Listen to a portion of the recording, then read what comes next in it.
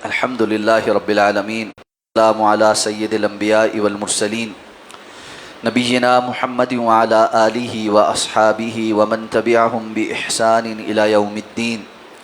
अल्हम्दुलिल्लाहिल्लज़ी हदाना लिहादा व मा कुन्ना लिनहतदिय लौला अन हदानल्लाह। रब्बि शरह ली सदरी व यस्सिर ली अमरी वहलुल उक़दतम मिन लिसानी यफ़क़हू क़ौली।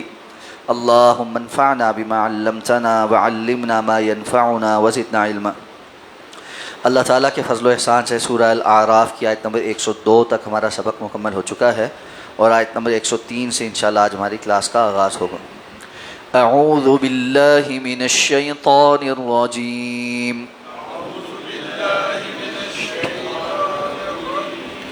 बिस्मिल्लाहिर रहमानिर रहीम।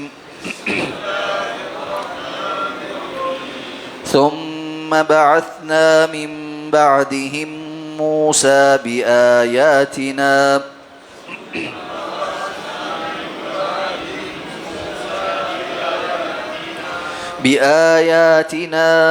इला फ़िरऔन व मलइह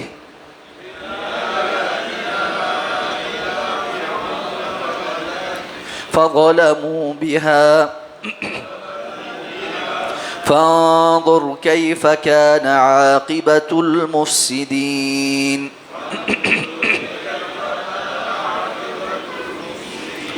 वक़ाल मूसा या फ़िरऔन इन्नी रसूलुम मिर रब्बिल आलमीन।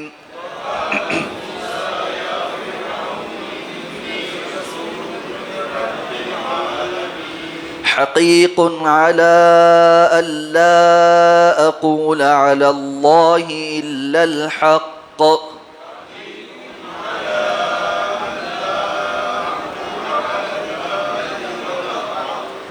क़द जिअतुकुम बिबय्यिनतिन मिर रब्बिकुम फ़अरसिल मइय बनी इस्राईल।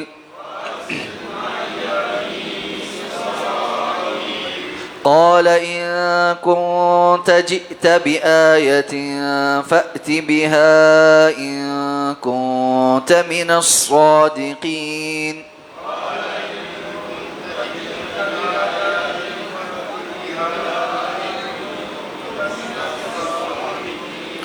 फ़अल्क़ा असाहु फ़इज़ा हिय थुअबानुम मुबीन।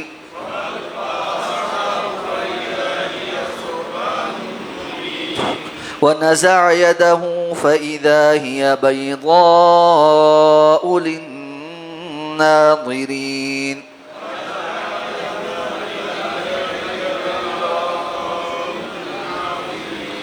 क़ाल अल-मलअु मिन क़ौमि फ़िरऔन इन्न हाज़ा लसाहिरुन अलीम।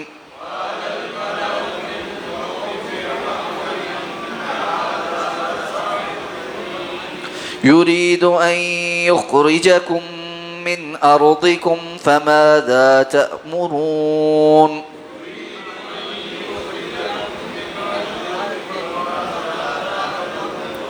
क़ालू अर्जिह व अख़ाहु व अरसिल फ़िल मदाइनि हाशिरीन।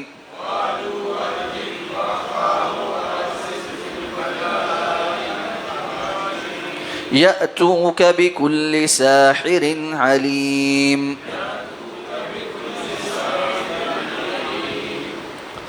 सुम्मा बअसना मिन बअदिहिम मूसा, फिर हमने भेजा मबूस किया इनके बाद मूसा को बिआयातिना अपनी निशानियों के साथ इला फ़िरऔन व मलइ फ़िरऔन और उसके सरदारों की जानिब। फ़ज़लमू बिहा तो उन्होंने उसके साथ जुल्म किया। फ़न्ज़ुर तो बस देखिए कैफ़ कान आक़िबतुल मुफ़्सिदीन क्या अंजाम हुआ मुफ़सिदों का। वक़ाल मूसा और मूसा ने कहा या फ़िरऔन ए फ़िरऔन इन्नी रसूलुम मिर रब्बिल आलमीन यकीनन मैं जहानों के रब की तरफ से रसूल बनाकर भेजा गया। हक़ीक़ुन अला अल्ला अक़ूल अला अल्लाहि इल्लल हक़्क़ और इस बात पर पूरे तरीके से कायम हूँ कि मैं अल्लाह पर कुछ न कहूँ सवाए हक़ के। क़द जिअतुकुम बिबय्यिनतिन मिर रब्बिकुम मैं तुम्हारे पास तुम्हारे रब की जानिब से نشانی لے کر آیا ہوں، فارسل معی بنی اسرائیل، تو تم بنی اسرائیل کو میرے ساتھ بھیج دو۔ قال، تو اس نے کہا، ان کنت جئت بآیۃ، اگر تم کوئی نشانی لائے ہو، فاتی بہا، تو اس کو لاؤ، ان کنت من الصادقین، اگر تم سچے ہو۔ فالقى عصاہ، تو اس نے اپنی لاٹھی کو ڈالا، فاذا هي ثعبان مبین، تو وہ ایک دم سے بڑے واضح سانپ میں تبدیل ہو گئی۔ ونزع یدہ، اور اس نے اپنا ہاتھ نکالا، فاذا هي بیضاء للناظرین، تو وہ چمکتا ہوا سفید تھا دیکھنے والوں کے لیے۔ قال الملأ من قوم فرعون، تو فرعون کی قوم میں سے سردار کہنے لگے، ان ھذا لساحر علیم، یہ تو ایک بڑا ہی جاننے والا جادوگر ہے۔ یرید ان یخرجکم من ارضکم، یہ تمہیں تمہاری زمین سے نکالنے کا ارادہ کرتا ہے۔ فماذا تأمرون، تو تم کیا حکم دیتے ہو؟ قالوا ارجہ واخاہ وارسل فی المدائن حاشرین، انہوں نے کہا اسے اور اس کے بھائی کو مؤخر رکھو اور شہروں میں جمع کرنے والے بھیج دو۔ یاتوک بکل ساحر علیم، وہ تمہارے پاس لے کر آئیں گے ہر ایک بڑے ہی جاننے والے جادوگر کو۔ اللہ تعالیٰ نے مختلف اقوام کا تذکرہ کیا اور اس کے بعد پھر بیچ میں کچھ آیات تعلیقاً مختلف احکامات کی نازل فرمائیں اور بتلایا کہ بستیوں والوں کی کامیابی اور ناکامی کن باتوں پر منحصر ہے، اور پھر آخر میں فرمایا کہ ان بستیوں کے قصے ہم حق کے ساتھ آپ پر بیان کرتے ہیں۔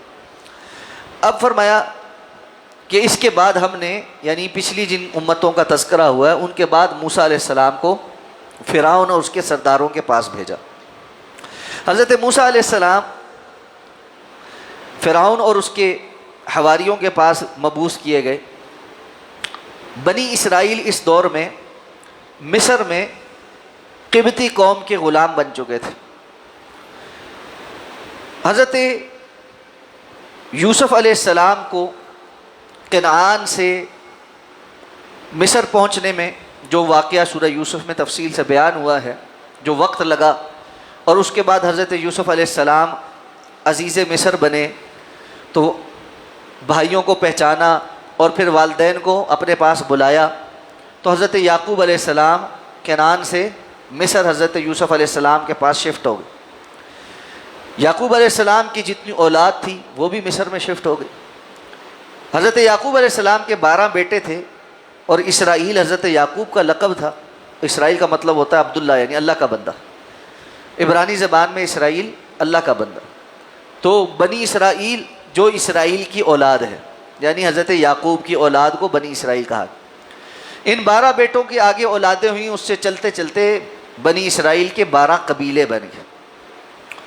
لیکن وقت کے ساتھ ساتھ ان کے اندر بھی خرافات آ گئیں، دینی طور پر کمزوریاں آ گئیں، اور کرتے کرتے ایسا ہوا کہ یہ جو مصر کے اندر آ کر آباد ہوئے تھے اور بڑے اچھے طور پر ان کے آباء و اجداد یہاں رہتے تھے، مقامی قبطی آبادی کے غلام بن گئے، اور فرعونہ مصر اور قبطیوں نے ان کو اپنے کام کاج کے لیے غلام بنا کر رکھ لیا۔ قرآن کہتا ہے یذبحون ابناءکم ویستحیون نساءکم، ایسے ظالم تھے کہ ان کے بیٹوں کو ذبح کرتے تھے اور ان کی عورتوں کو زندہ رکھتے تھے۔ وفی ذالکم بلاء من ربکم عظیم، اور اس میں تمہارے رب کی طرف سے تمہارے اوپر بہت بڑی آزمائش تھی۔ لیکن پھر ایک وقت آیا، نرید ان نمن علی الذین استضعفوا، قرآن دوسری جگہ کہتا ہے کہ ہم نے ارادہ کر دیا کہ جو لوگ کمزور ہیں ان پر ہم احسان کریں اور ان کو اس عذاب سے باہر نکال۔ تو حضرت موسیٰ علیہ السلام کو اللہ رب العزت نے جو ہے وہ ان کی پیدائش ہوئی، اور وہ طویل واقعہ پہلے ہے کہ بچپن میں کس طرح فرعون کے محل میں ہی اللہ نے ان کی پرورش کروائی، پھر بندہ قتل ہو گیا، اور ایک طویل عرصہ حضرت موسیٰ علیہ السلام مدین میں رہے، اور پھر وہاں سے واپس آ کر رستے میں نبوت ملی، اور پھر فرعون کو دعوت کا پیغام دینے کے لیے حضرت موسیٰ حضرت ہارون کے ساتھ وہاں پہنچے۔ یہ سارا واقعہ قرآن مجید میں دیگر جگہوں پر مفصل بیان ہوا، ہم پڑھ بھی چکے ہیں۔ تو اب فرمایا کہ قال موسیٰ یا فرعون انی رسول من رب العالمین، موسیٰ علیہ السلام نے کہا کہ میں جہانوں کے رب کی طرف سے رسول بنا کر بھیجا گیا ہوں، اور میں اللہ کی جانب بات کو منسوب کر کے جھوٹ نہیں کہوں گا۔ حق کے سوا کچھ نہیں کہوں، اور حق یہ ہے کہ اللہ نے مجھے نشانی دے کر بھیجا ہے، تم میرے ساتھ بنی اسرائیل کو بھیج دو۔ تو اصل میں تو حضرت موسیٰ علیہ السلام بنی اسرائیل کے لیے نبی بنا کر بھیجے گئے تھے۔ فرعون اور اس کے آل کی جانب اس لیے بھیجا کہ انہوں نے ان کو غلام بنایا ہوا تھا۔ تو پہلا مطالبہ حضرت موسیٰ علیہ السلام کا ان سے یہی تھا کہ تمہارا ہمارا جھگڑا ختم، تم بنی اسرائیل کو میرے ساتھ بھیج دو، میں ان کو لے کر چلا جاتا ہوں اور جا کر پھر ہم اپنی مرضی کی زندگی گزاریں گے۔ کہنے لگا کہ یہ کیسے ہو سکتا ہے، اور وہ جو اپنے رب العالمین ہونے کا دعوے دار تھا، انا ربکم الاعلی، تو کہنے لگا اچھا۔ دوسری جگہ اور بھی طنز کیے کہ ایسا بندہ ہمیں بتا رہا ہے کہ جو مہین ہے، ہمارے ہاں بڑا رسوا کن ہے، کہ قتل کر کے بھاگا ہوا مجرم ہے، اور ولا یکاد یبین، اس کی زبان بھی اس کا ساتھ نہیں دیتی، فصاحت اور بلاغت بھی ویسی نہیں ہے کہ تقریر کر سکے، وہ آ کر ہمیں بتا رہا ہے کہ رب العالمین کا رسول میں بن کے آ گیا ہوں، یعنی توہین آمیز روی۔ تو کہنے لگا، ساتھ کہنے لگا اچھا تم کہتے ہو میں نشانی لے کر آیا ہوں، ذرا وہ نشانی تو دکھاؤ۔ اب اللہ تعالیٰ نے جو معجزات عطا فرمائے تھے اللہ کے حکم سے، حضرت موسیٰ علیہ السلام نے لاٹھی کو ڈالا، وہ ایک بہت بڑے اژدہے کی صورت اختیار کر گئی، اور پھر اسی طرح اپنے ہاتھ کو بغل میں ڈالا، باہر نکالا تو وہ بہت چمکدار سفید ہو گیا۔ یہ دو نشانیاں بڑی نشانیوں کے طور پر اللہ تعالیٰ نے عطا فرمائی تھی، اور بہت ساری چھوٹی نشانیاں بھی تھیں۔ تو یہ نشانیاں دیکھ کر فوری طور پہ جو حواری بیٹھے تھے کہنے لگے یہ تو کوئی بڑا فنکار قسم کا جاننے والا جادوگر، کیونکہ اس دور میں جادو کا طوطی بولتا تھا۔ اور یہ بات متعدد بار پہلے بھی ہو چکی ہے کہ اللہ تعالیٰ ہر قوم کے پاس جب نبی کو بھیجتے ہیں تو اس قوم کی مہارت والے علم کے مطابق معجزہ دے کر بھیجتے ہیں، کیونکہ اس دور میں نامی گرامی جادوگر موجود تھے جو شعبدے دکھاتے تھے، کرتب کرتے تھے، سامری جادوگر جیسا جادوگر موجود تھا۔ تو اللہ تعالیٰ نے معجزہ بھی ایسا عطا فرمایا کہ تاکہ یہ قوم اچھے طریقے سے جان سکے کہ یہ جادوگری نہیں ہے، شعبدہ بازی نہیں، بلکہ معجزہ ہے۔ لیکن جس کی آنکھوں پر پٹی بندھی ہو وہ کیا کرے؟ انہوں نے کہا یہ تو بڑا کوئی جاننے والا جادوگر ہے، اور کرنا کیا چاہتا ہے؟ یرید ان یخرجکم من ارضکم، یہ تمہیں تمہاری زمین سے نکال بار کرنا چاہتا ہے۔ اب آپس میں مشورہ کرنے لگے تو فرعون کو کہنے لگے فماذا تأمرون، تم ہمیں کس بات کا حکم دیتے ہو؟ یعنی کوئی حکم دو، اس کو مارنا ہے، قتل کرنا ہے، کوئی اور فیصلہ کرنا ہے۔ قالوا ارجع واخا، اس کو اور اس کے بھائی کو تھوڑی مہلت دو، ٹھیک ہے، اور ان کے مقابلے کے لیے منادی کراؤ اور شہروں میں لوگ بھیجو جو نامی گرامی قسم کے جادوگروں کو لے کر آئیں، اور ہم پھر ان کا مقابلہ کروائیں گے اور ان کا تماشا دیکھیں گے۔ تو اس تماشے کے لیے انہوں نے ایک کھیل تماشا سمجھ کے پورے ملک سے اور ارد گرد سے نامی گرامی جادوگروں کو جمع کیا۔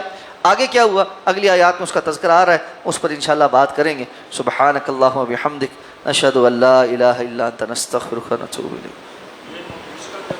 جی مبعوث